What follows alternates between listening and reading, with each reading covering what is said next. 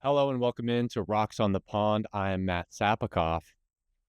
And today I was thinking of doing something a little different content wise. There's something I've really been wanting to talk about. And this is more important than last night's great action, which had four walk-offs. Today, I think I wanted to talk about labor, the history of MLB labor, and the CBA. Not so much where it's currently going, but where it has been. Because if we don't know our own history, we're doomed to repeat it or something like that. Now, as we know, the owners are very adamant about a salary cap being implemented in this CBA. And this has been an issue in most CBA negotiations dating back to the initial CBA in 1968. What came from that CBA was a minimum pay increase and the players' union being able to negotiate deals for players, including commercials, and most importantly, arbitration hearings, which began in 1970. Now, the history of these negotiations, for the most part, have gone the players' way. For example, in April of 1972, players went on strike for 13 days and got their way. And a year later, in 73, the owners had a lockout before spring training, and it went the players' way. The reason I'm not going into detail on these is because they are not very relevant to what we see today. But when we get to the 80s, we see issues that are still being fought over today. For example, in 1981, one of the worst strikes ever took place. The players decided to go on strike in the middle of the season, and this strike lasted 50 days. Owners said that they wanted free agent compensation. So essentially, if a player left in free agency, owners wanted a player of similar caliber from the team that signed their player. That sounds ridiculous, right? And of course it was, since it took away from a player's labor rights. They ended up agreeing on a compensation draft where a pool of players would be available, but of course, these were not stars or marquee players. These were the worst players on the roster. And this didn't work very well, and it was soon scrapped. Ultimately, the ones who suffered the most from this were the fans, and they were robbed of the heart of the season in the middle of the summer. This is going to be a reoccurring theme, and one I hope the MLB really pays attention to. In 1985, the players went on strike during the season again in August, in the middle of the season. And for the first time, the owners were pushing a salary cap, which is, of course, the big buzzword in this CBA. In the end, players were able to negotiate for pension contributions from both parties and a cut of the $1.25 billion TV deals, which in 1985, that's a lot of money. It's a lot of money now. At the time, televised baseball was close to its peak, and it was widely popular both locally and nationally. Players got a minimum salary raise and avoided the salary cap yet again. But most importantly, the fans missed out. And just a footnote here, as hard as it is for fans, the players have to go on strike during the season because it's the only way they can hit the owners where it hurts, which is their wallets. Moving on to the next CBA in 1990, the owners decided to have a lockout. And after being embarrassed in the last CBA, owners really wanted to get ahead of the union on this one. They wanted a new deal in place before new TV contracts for 1990 were signed. This lockout lasted 32 days. And as the season got close, the commissioner basically told each side to shut up and play. And the owners gave it yet again. Now, this brings us to the worst strike in baseball history and something that both sides of this conversation need to remember. We arrive in 1994, which is the last time the owners pushed for a salary cap, and you can see why. With the 1990 CBA expiring, owners were hard set on a salary cap, and owners tried to sell players on revenue sharing for owners in return for a salary cap. And basically, the players said, "What does that have to do with us?" And they denied it. So the players went on strike in August of 94, and this strike would last 7.5 months. This time around, the owners were firm on not breaking and assumed the players would give in time for playoffs. And this was not the case.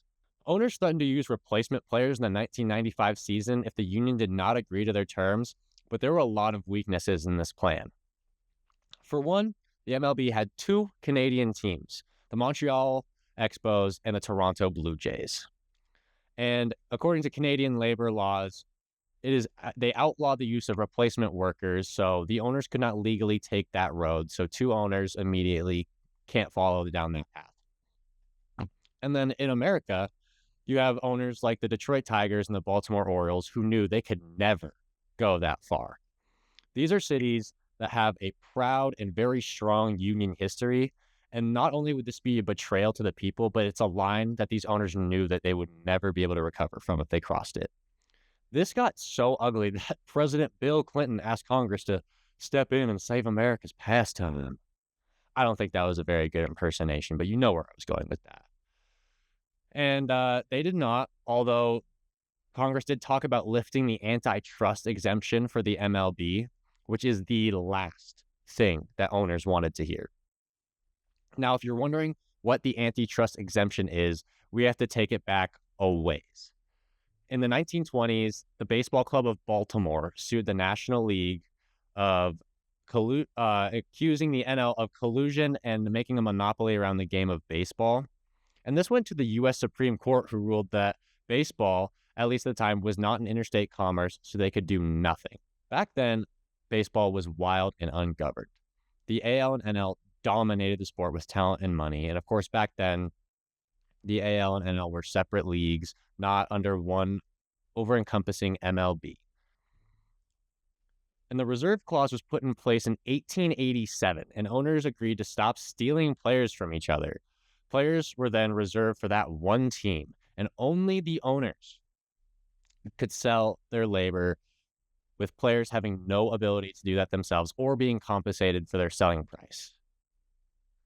This clause only got challenged in the 1970s, and it is why so many legends that we think of decades past spent their entire careers with one team. Think about it. I mean, a team is not going to give up the labor of a superstar if they don't have to, and they didn't have to. So back to the 1920s, teams from the Federal League, like the Baseball Club of Baltimore, did not honor this reserve clause and tried to steal players away from the AL and the NL.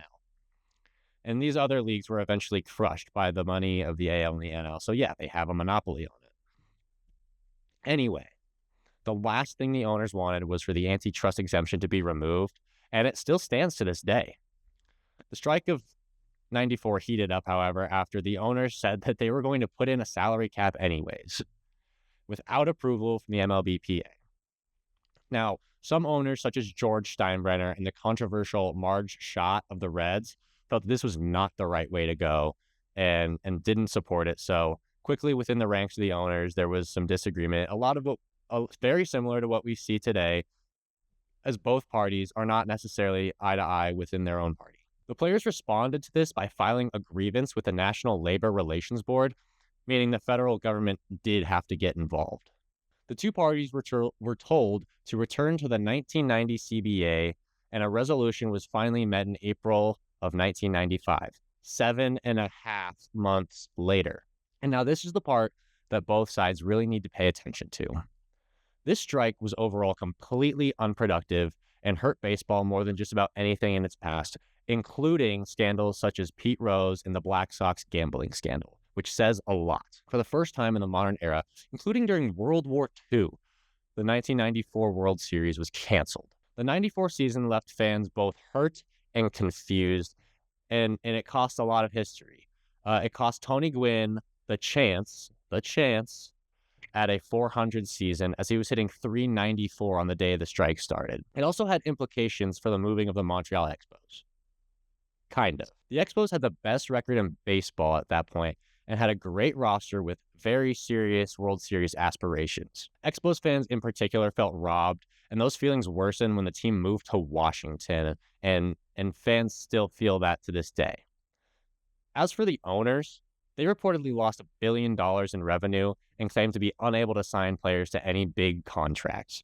Of course, this fell apart as Jerry Reinsdorf of the White Sox signed a player to a record-setting $55 million deal, completely discrediting the owners. But the people that should matter in these discussions, the fans, were angry. As a result of the strike, attendance dropped 20% in 1995, and many fans only showed up to bring signs to show just how angry they were. It took some of the greatest moments in baseball history for America to buy back into baseball. The home run race of 1998 between Mark McGwire and Sammy Sosa, which, of course, bring their own scandals with them, as well as Cal Ripken Jr. chasing down the Iron Man streak, were imperative in saving the image of baseball. And this is the last time that a salary cap was proposed by owners. And as of the 2000s, CBA negotiations have been relatively smooth. In 2002, it was peaceful, and the league added a competitive balance tax, which was implemented. And we still see that used, but that comes with its own problems, as bottom feeders like the Rockies or most notably the Marlins feel that they don't have to spend as much payroll because they can dip into the competitive balance tax where the Yankees or the Dodgers have to put in more money than they do and they can take more out. But it wasn't until the last CBA in 2021 and 2022 where there was some turmoil with an extended lockout period from the owners. And even then, this was relatively peaceful. Owners wanted more playoff games and teams in the playoffs, which is just more revenue and more revenue sharing for TV. They also wanted advertisements on jerseys. And of course, as we know, the playoff format has changed and there are ads on our uniforms. This also brought about the universal DH and the implementation of the international draft, limiting the ability for teams to sign international prospects. And this is a thing that I would say most fans have a positive reaction to. Players also negotiated for a bump in minimum salary up to $780,000 and bonuses for winning awards or making an all-star team. So there you have it. That's the general history of MLB labor and CBA negotiations. And I can't stress enough how important it is that the MLB and MLBPA remember the consequences of the strike of 1994. Baseball is in such a great place right now from an entertainment standpoint. And while I am all for bottom feeder teams like my Rockies spending more money and being punished if they don't, the risk of another 94-95 is too great and could damage the game way too much. I hope you guys enjoyed, and please remember to drop a like and comment your thoughts on this. Be sure to check out my Instagram for all the latest news on the Rockies and the CBA, and I'll see you guys next time.